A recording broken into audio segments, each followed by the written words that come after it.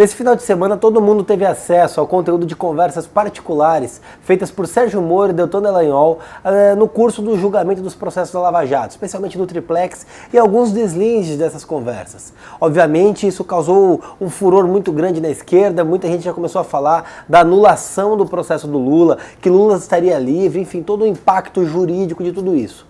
Bom, eu fiz uma analisei a legalidade das conversas vazadas até agora, quando eu estou gravando esse vídeo, e o que pode ou não acontecer com o Lula, com a Lava Jato, com os julgamentos, inclusive com o ministro Sérgio Moro, por conta dessas gravações que foram divulgadas. E é sobre isso que eu vou falar nesse vídeo. Mas antes, dê um like no vídeo, se inscreve no canal, ative o sininho para ajudar a MBL, acesse www.mbl.org.br/contribua. Bom, antes de mais nada, a gente precisa deixar uma coisa muito bem clara aqui.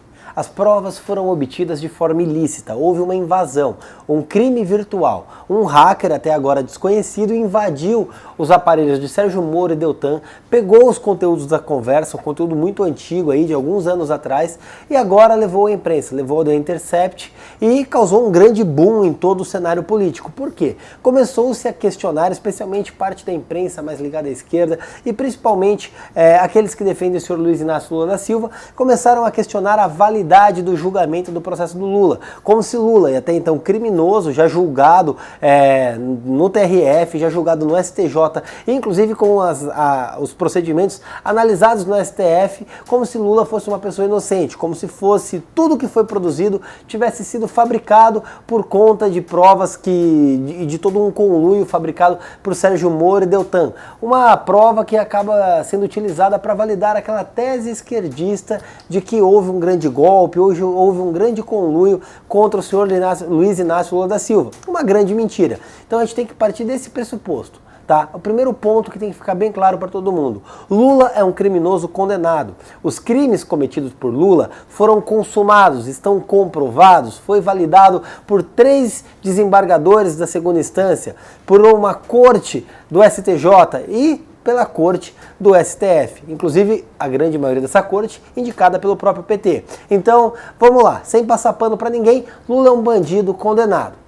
Feita essa consideração, partimos então para a análise do que realmente aconteceu naquela conversa. O que aconteceu entre o Sérgio Moro e o Deltan? Houve legalidade? Houve licitude? Eu quero convidar para vocês para entender o que diz a Lei Orgânica da Magistratura, a lei que dá conta de como o magistrado deve conduzir o processo e a sua postura perante as partes. E aí vamos ao artigo 35, inciso 4º. São deveres do magistrado tratar com urbanidade as partes, os membros do Ministério Público, os advogados, as testemunhas, os funcionários e auxiliares da Justiça, e atender aos que o procurarem a qualquer momento, quando se trate de providência que reclame e possibilite solução com urgência. E aí vem o Estatuto da Advocacia.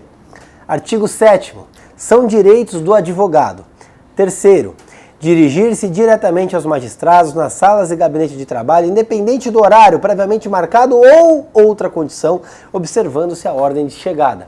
Então a gente vê aqui que tanto o Estatuto da Advocacia, nesse caso de forma análoga, porque o advogado, membro do Ministério Público e o juiz têm o mesmo padrão hierárquico segundo a Constituição, e a Lei Orgânica da Magistratura apontam a obrigação ao juiz de tratar com urbanidade e receber os membros do Ministério Público.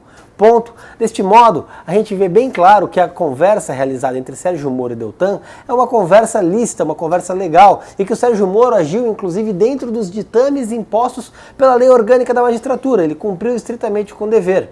E aí, fazendo uma análise um pouco mais profunda do teor das conversas, o que a gente vê? Antes de mais nada, é importante deixar claro que a conversa que eu analisei foi apenas o teor divulgado. E é nesse ponto que a gente tem que focar. As conversas, elas estão um tanto quanto descontextualizadas. A gente não tem acesso ao teor integral das conversas, o que levou, o que não levou. E é facilmente possível que as pessoas manipulem e recortem a conversa para prejudicar Sérgio Moro ou para beneficiar outra parte. Isso é totalmente factível. Então, obviamente, a análise que a gente faz é estritamente com base no que foi divulgado. E ainda assim a gente chega à seguinte conclusão. Vamos lá. Primeiro ponto, as dúvidas de Dallagnol no momento de ofertar a denúncia. O que ele disse nas mensagens? Falarão que estamos acusando com base em notícia de jornal e indícios frágeis. Então é um item que é bom que esteja bem amarrado. Fora esse item, até agora tenho receio da ligação entre a Petrobras e o enriquecimento. E depois que me falaram, estou com receio da história do apartamento. São pontos em que temos que ter as respostas ajustadas na ponta da língua. Bom, de tudo que a gente viu das conversas analisadas, fica bem claro que o diálogo entre Moro e Dallagnol é um diálogo de pessoas que estavam ligadas de alguma forma ao processo, mas a gente não vê o Sérgio Moro conduzindo, pelo menos por essas mensagens, as investigações. A gente não vê o Moro dando as cartas de como investigar e tampouco vê o Moro antecipando julgamentos. É natural do judiciário, assim como do advogado, ter acesso ao juiz para eventualmente despachar. Eu mesmo já fiz isso inúmeras vezes, vou até o magistrado, apresento as questões, falo, excelência, esse ponto é importante por isso, isso, isso, a gente pode fazer assim, de outra forma. É natural, a gente não está pedindo uma sentença, a gente não está pedindo uma condução, não está ferindo a imparcialidade do judiciário. O que está se tentando dessa forma é simplesmente levar ao judiciário alguma questão. É natural isso, e o Moro tratando com a certa cautela que é dada. E um ponto que me chamou muita atenção foi quando Dallagnol se refere a Moro como caro. Uma pessoa que tem uma proximidade, que tem uma relação, ou está num conluio, não vai chamar outro de meu caro, de caro.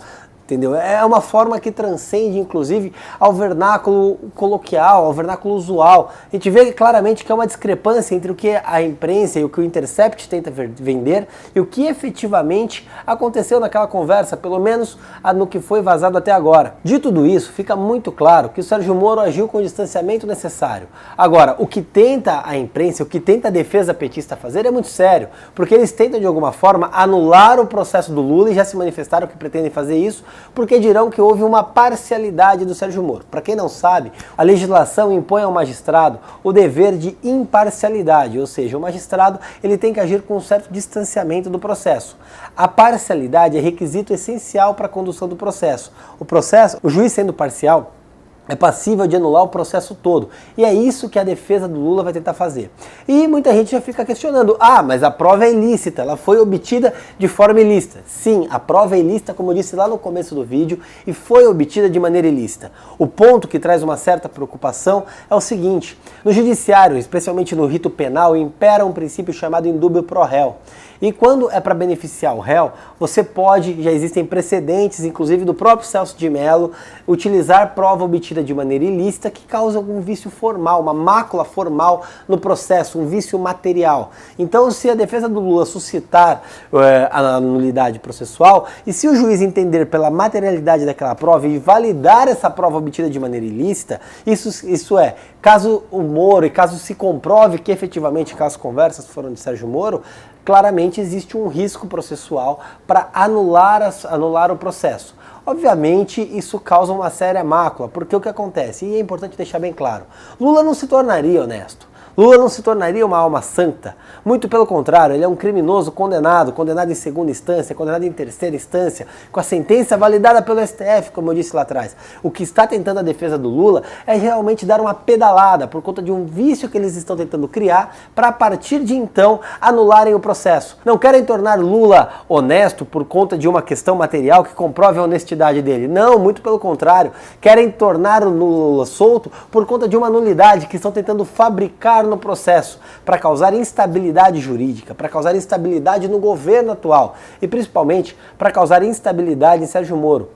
É uma questão muito crítica e principalmente o que vai ser divulgado nas próximas conversas, pelo menos a imprensa dá conta de que existe muito mais coisa para ser divulgada, pode ter um impacto muito pesado na condução da Lava Jato e do ministro Sérgio Moro. O ponto importante e que é importante frisar, as provas foram obtidas de maneira ilícita e até agora, do que foi divulgado, não há capacidade legal de imputar nulidade a Sérgio Moro.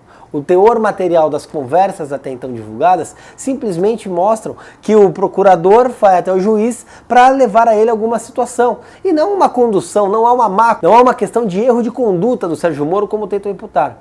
E é nesse ponto que a gente tem que ficar atento, porque dentro de tudo isso vai se criar uma retórica muito grande, validando o discurso da esquerda e impondo alguma mácula ou dúvida na população quanto à conduta de Sérgio Moro. E aí, cabe a você prestar atenção nos fatos, prestar atenção no que diz a lei, no que diz o ordenamento jurídico e fazer um juízo sobre o que é correto, o que não é e quem está tentando manipular o quê.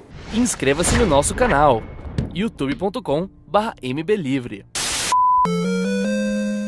Precisamos da sua ajuda. Acesse mbl.org.br/contribua.